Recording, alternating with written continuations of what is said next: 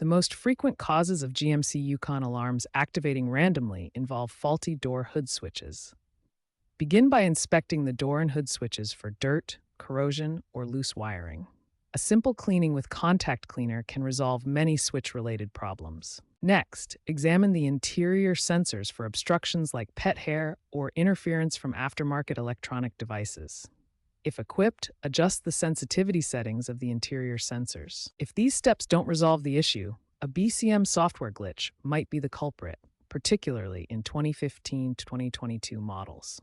For BCM issues, check if your vehicle is covered under TSB 1251637 or any recent recalls. Dealer reprogramming is often required to fix BCM software problems. For a quick reset of the GMC Yukon alarm system, disconnect the vehicle's battery for 10 to 15 minutes. This clears temporary fault codes that may be causing false alarms. If the alarm persists, use an OBD2 scanner to check for specific error codes related to the alarm system. This helps identify the exact cause of the malfunction. Replacing faulty door or hood switches is a DIY-friendly repair, costing between $50 and $200. These switches often fail due to dirt or wear, triggering false alarms. For complex issues like a failing body control module, seek professional diagnosis and BCM replacement or reprogramming.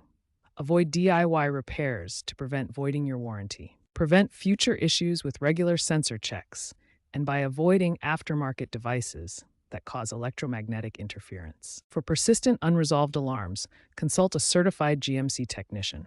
They use advanced tools like the GM Tech 2 scanner for comprehensive diagnostics.